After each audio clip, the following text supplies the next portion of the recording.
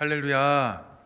우리 옆에 있는 분들과 함께 인사 나누도록 하겠습니다. 주의 사랑으로 사랑하고 축복합니다.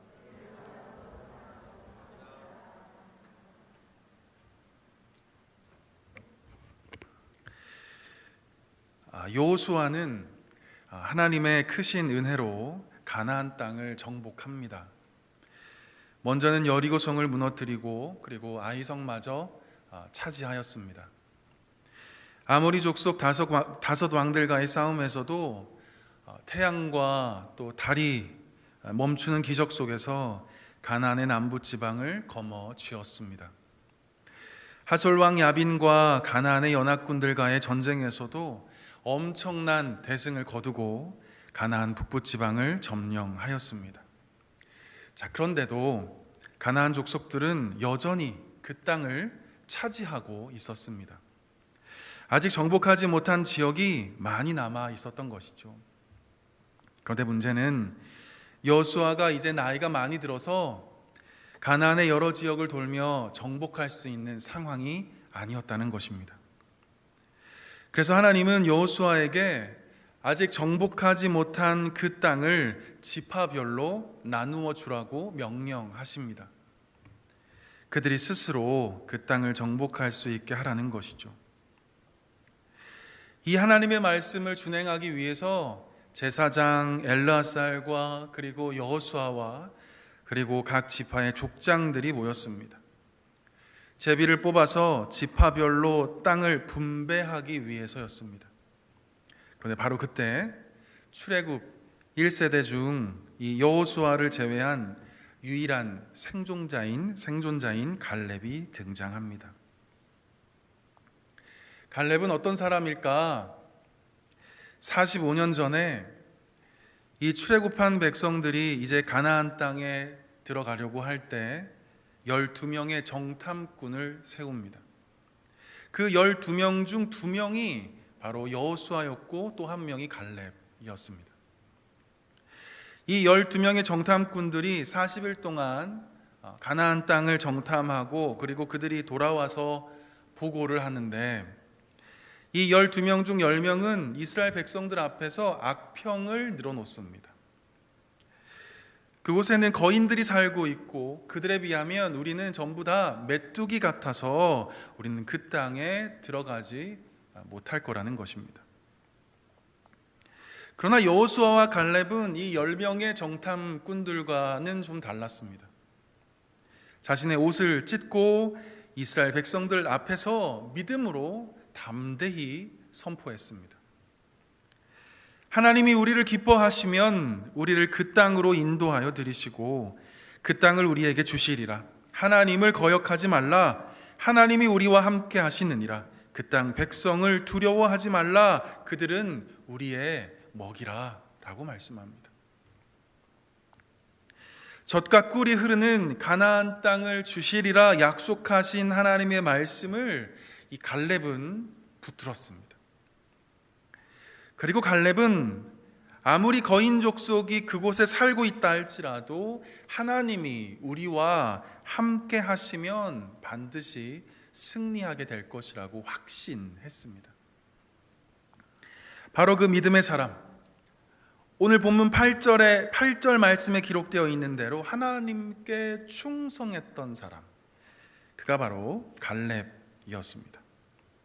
그 갈렙이 이 땅을 분배받기 앞서서 여호수아에게 간절하게 요청하는 장면이 오늘 본문에 등장합니다. 우리 12절 말씀 함께 읽어보도록 하겠습니다. 12절 말씀입니다. 시작. 그날에 여호와께서 말씀하신 이 산지를 지금 내게 주소서. 당신도 그날에 들으셨거니와 그곳에는 아낙 사람이 있고 그 성읍들은 크고 견고할지라도 여호와께서 나와 함께 하시면 내가 여호와께서 말씀하신 대로 그들을 쫓아내리이다 하니. 갈렙이 이 산지를 내게 달라고 여호수아에게 요청합니다. 헤브론 땅을 나에게 기업으로 달라는 것이죠.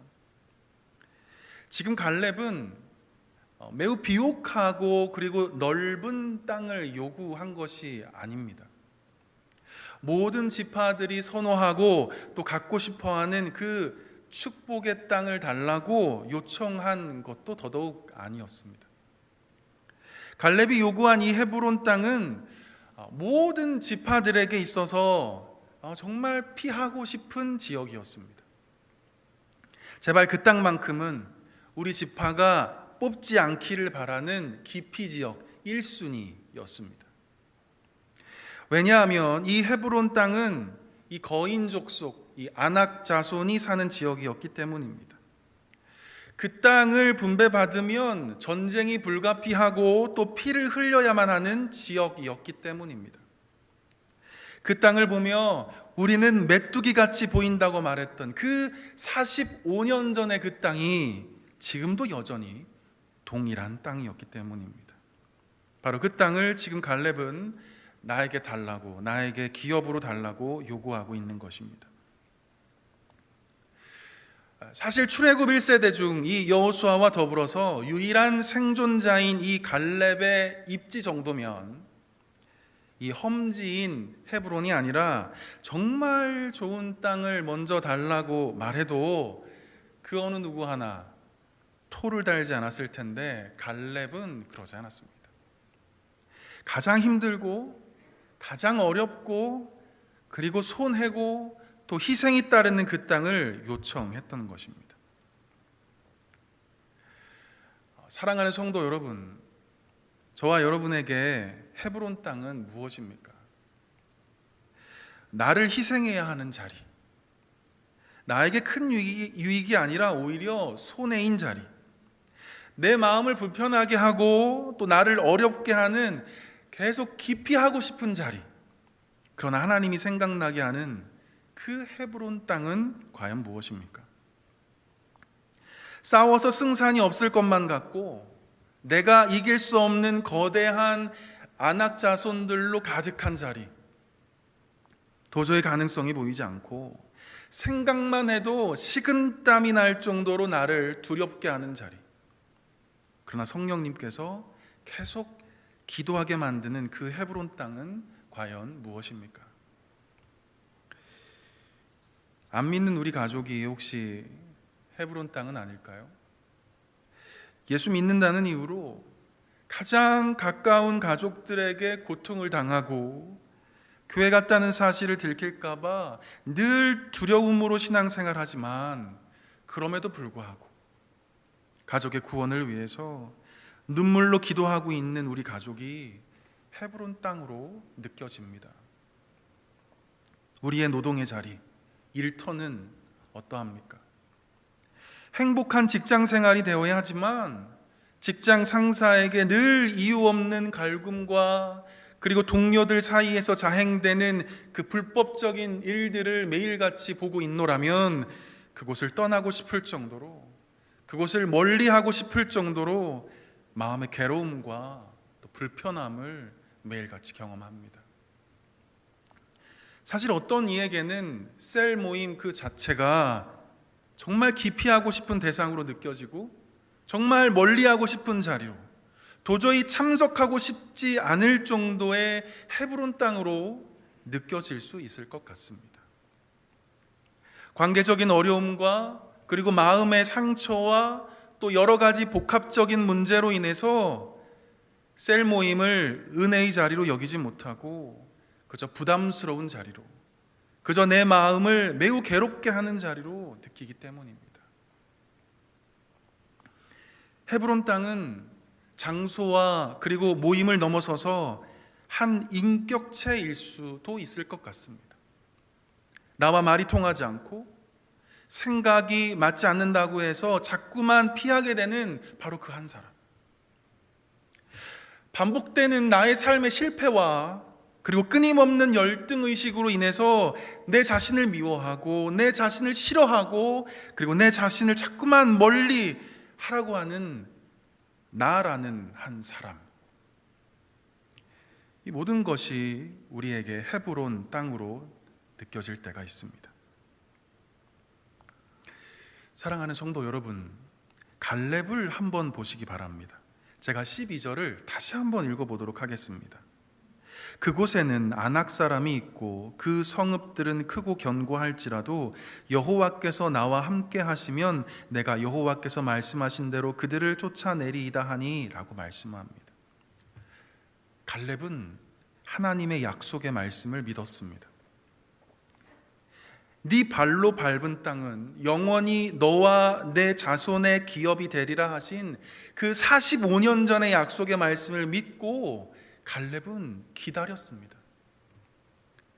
비록 그 땅은 매우 험해 보이고 도저히 가능성이 없어 보였지만 하나님이 주시겠다고 약속의 말씀을 하셨기에, 그리고 능력의 하나님께서 나와 함께 한다는 그 사실을 믿었기에 갈렙은 이 여호수아에게 헤브론 땅을 요구할 수 있었던 것입니다. 갈렙의 이 믿음, 어려움을 선택하고 그리고 손해의 자리를 넉넉히 받아들이고 또 희생의 자리를 자처해서 요구하는 이 갈렙의 믿음, 저는 이 말씀을 묵상하면서 개인적으로 상당히 많이 부끄러웠습니다. 왜냐하면 이 갈렙과 다르게 저는 늘 하나님께 축복만 구하고 늘 하나님께 편한 것만 요청하고 늘 하나님께 좋은 것만 간구하는 믿음 없는 저를 발견했기 때문입니다. 여러분 어떠십니까? 여러분도 혹시 편한 자리, 편한 사람, 편한 것만 하나님께 요구하며 살아가고 있지는 않으십니까? 우리 예수님은 겟세마네에서 이렇게 기도하셨습니다. 내 아버지여, 만일 할만하시거든 이 잔을 내게서 지나가게 하옵소서. 그러나 나의 원대로 마시옵고 아버지의 원대로 하옵소서. 고난의 잔을 피하고 싶으셨지만, 그러나 우리 예수님은 하나님의 뜻에 순종하며 그 고통과 고난의 잔을 기꺼이 받아들이셨습니다. 편한 자리와 그리고 영광의 잔을 하나님의 아들로서 떳떳하게 요구할 수 있었지만 우리 예수님 그러지 않으셨습니다. 오히려 예수님은 희생과 죽음과 그 십자가의 자리를 묵묵히 감당할 수 있도록 하나님께 기도드렸던 것입니다. 저와 여러분도 고난의 자리를 피하기보다 오히려 그것이 하나님의 뜻이라면 기꺼이 받아들이고 순종할 수 있는 믿음의 사람 모두 되었으면 좋겠습니다. 좁은 길, 십자가의 길을 외면하는 것이 아니라 오히려 그 길을 우리가 먼저 하나님께 요구하고 내가 먼저 선택할 수 있는 성숙한 우리 모두가 되었으면 좋겠습니다. 여호수아는 갈렙을 축복합니다. 남들이 싫어하고 기피하는 그 헤브론을 갈렙이 달라고 하니까 아마도 여호수아는 속으로 정말 고마워했을 것 같습니다. 그리고 온 마음으로 그를 축복해 주었을 거라 생각합니다.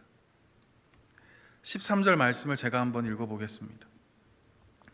여호수아가 여분네의 아들 갈렙을 위하여 축복하고 헤브론을 그에게 주어 기업을 삼게 하매.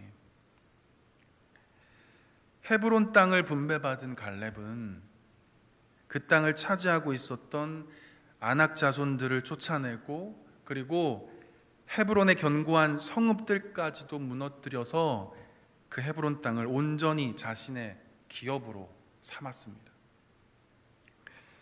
하나님은 갈렙이 이 헤브론 땅을 차지할 수 있었던 그 이유가 무엇인지 14절을 통해서 우리에게 말씀해 주고 있습니다. 14절 말씀 우리 다 함께 한번 읽어볼까요? 14절 시작. 헤브론은 그니스 사람 여분네 아들 갈렙의 기업이 되어 오늘까지 이르렀으니 이는 그가 이스라엘의 하나님 여호와를 온전히 쫓았습니다. 아멘. 헤브론이 갈렙의 기업이 될 수 있었던 이유가 무엇인가? 갈렙이 이스라엘 하나님 여호와를 온전히 쫓았기 때문에 헤브론을 차지할 수 있었다고 말씀합니다. 사랑하는 성도 여러분, 저는 이 말씀을 보면서 헤브론 산지를 차지한 것이 오늘 본문의 핵심이 아니라 하나님을 온전히 쫓았다는 것이 오늘 본문의 핵심이라는 것을 저는 발견했습니다. 성취하고 목표를 이루는 것이 오늘 본문이 강조하는 것이 아니라 온전히 주님을 따르고 주님과 떨어지지 않고 늘 주님을 쫓아서 주님 안에서 살아가는 것, 오늘 본문은 이것을 우리에게 강조하고 싶었던 것은 아닐까요? 하나님을 쫓았다, 하나님을 따랐다는 의미입니다. 주의 말씀을 붙잡고 믿음으로 주님의 발자취를 따랐다는 말씀입니다. 그런데 성경은 갈렙이 하나님을 쫓았는데, 하나님을 따랐는데 얼만큼 쫓았는지를 오늘 성경은 우리에게 말씀해 주고 있습니다. 14절에 온전히 쫓았다고 성경은 보도해 주고 있습니다. 여기서 온전이라는 말씀의 원어적인 의미는 충만하다, 가득 채우다, 만족시키다 라는 의미입니다. 하나님이 만족하실 정도로 충분히 하나님을 쫓았다는 것입니다. 하나님의 마음이 정말 시원할 정도로 흡족할 만큼 갈렙이 주님의 말씀을 붙들고 주의 발자취를 따라 살았다는 말씀입니다. 늘 주님을 따라 살면서 늘 주님의 살아계심을 날마다 경험하고 늘 주님과 아름다운 사귐 속에 있었기에 성경 기자는 오늘의 이 갈렙을 보고 하나님을 온전히 쫓았음이라고 말씀하고 있는 것입니다. 저는 여기서 갈렙이 왜 그 힘들고 남들이 기피하는 그 헤브론을 여호수아에게 요구할 수 있었던 그 성숙함이 어디에서 왔는가, 그 답도 저는 여기서 발견할 수 있었습니다. 갈렙이 온전히 하나님을 쫓았기 때문에, 주의 말씀을 붙들고 늘 주님과 함께 했기에, 늘 주님과 소통하고 늘 주님과 사귀는 그 아름다운 만남과 동행이 날마다 이루어졌기 때문에 그는 담대하게 아낙 자손이 있는 그 헤브론 땅을 요구할 수 있었고, 전쟁이 불가피해 보이는 그 희생의 자리인 헤브론 땅을 나에게 달라고 요청할 수 있었던 것입니다. 그리고 더 나아가서 그 헤브론 땅을 온전히 차지할 수 있었던 것이죠. 사랑하는 성도 여러분, 저는 오늘 한 가지, 주님을 온전히 쫓으며 살아가야 한다는 것을 저는 매우 단순하게 말씀을 드리고 싶습니다. 갈렙이 85세가 되었어도 여전히 강건하고 자기의 힘이 45년 전이나 지금이나 같아서 싸움에나 출입에 감당할 수 있는 것만으로 헤브론을 차지할 수 있었던 것만은 아닙니다. 하나님을 온전히 쫓는 자였기에, 하나님의 말씀을 붙들고 그 말씀을 믿고 순종하며 늘 주님 안에서 사귐이 있고 주님과 소통하는 삶을 살았기에 그는 모든 사람들이 기피하는 헤브론을 요구할 만한 성숙함이 그에게 있었고, 그리고 그 땅을 정복할 수 있었던 것입니다. 하나님을 영원히 따르는 삶, 하나님을 온전히 쫓아 살아가는 삶, 그것이 복된 인생의 비결입니다. 그런데 하나님께서 원하시는 것은 적당히 하나님을 쫓는 것이 아니라 온전히 하나님을 쫓아 살아가는 것을 우리에게 원하십니다. 하나님이 원하시는 것은 되는 대로 주님을 쫓는 것이 아니라 힘을 다하고 뜻을 다하고 목숨을 다해서 온전히 하나님을 쫓아 살아가는 것입니다. 하나님이 만족하시고 하나님이 흡족하실 만큼 온전히 주님을 쫓아서 믿음의 경주를 달려가야 하는 것입니다.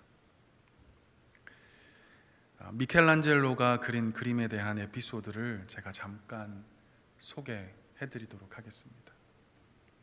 미켈란젤로가 어느 날 이 시스틴 채플 천정에 벽화를 맡아서 그림을 그리고 있었다고 합니다. 선 하나하나 또 색깔 하나하나 매우 정성스럽게 그림을 그리고 있었습니다. 이 모습을 보고 친구가 와서 혀를 끌끌 차며 한다는 말이, 바닥에서 천정이 잘 보이지도 않는데 그냥 대충 그리고 끝마치라고 했다 합니다. 그러니까 적당히 하라는 것이죠. 적당히. 잘 보이지도 않는데. 사실 그랬습니다. 밑에서 천장을 올려다보면 그림이 세세하게 잘 들어오지 않는 것이 사실이었습니다. 두 번 덧칠할 거 한 번만 해도 밑에서 그 그림을 보는 사람은 보던데 전혀 아무런 지장이 없었습니다. 그런데 미켈란젤로가 적당히 그려라, 대충 그림 그려라 라고 말한 이 친구를 보면서 한다는 말이, 잘 한번 들어보십시오. 이 그림을 다 그린 후에 이 그림이 얼마나 정성스럽게 그려졌는지 내가 알고, 그리고 무엇보다 우리 하나님이 잘 알기에 나는 최선을 다해서 그릴 수밖에 없다네. 이 말을 하고서 바닥에서는 잘 보이지 않지만 그 천장 벽화를 최선을 다해서 그렸다고 합니다. 적당히, 대강대강이 아니라 온전히 최선을 다했기에 불후의 명작인 천지창조를 남길 수 있었던 것이죠. 사랑하는 성도 여러분, 신앙생활도 그렇습니다. 적당히 하나님을 좇는 것이 아닙니다. 대강대강 시간 되는 대로 하나님을 좇는 것이 아닙니다. 온전하게 마음을 다해서, 죽은 힘을 다해서 하나님을 좇는 것입니다. 하나님은 이러한 신앙 자세를 저와 여러분에게 원하십니다. 온전히 주님을 쫓아 살아가는 저와 여러분의 삶 속에 헤브론 땅을 차지하게 되는 놀라운 은혜가 있기를 주님의 이름으로 간절히 축복합니다. 기도하겠습니다. 거룩하신 하나님 아버지, 오늘 우리에게 귀한 말씀 주셔서 감사합니다. 하나님, 우리의 삶을 변화시켜 주옵소서. 적당히 믿는 우리의 아니란 믿음에서 온전히 주님을 쫓고 온전히 주님께 충성하고 온전히 주님께 우리의 삶을 드리는 하나님 마음에 합한 믿음의 사람들 우리 모두가 되게 하여 주옵소서. 이 시간 기도할 때 성령 하나님께서 우리의 마음을 뜨겁게 하여 주시고 우리의 마음을 열어서 기도할 수 있는 심령을 허락하여 주옵소서. 이곳에 임재하시는 성령 하나님을 의지하오며 이 모든 말씀 예수 그리스도의 이름으로 간절히 기도드리옵나이다. 아멘.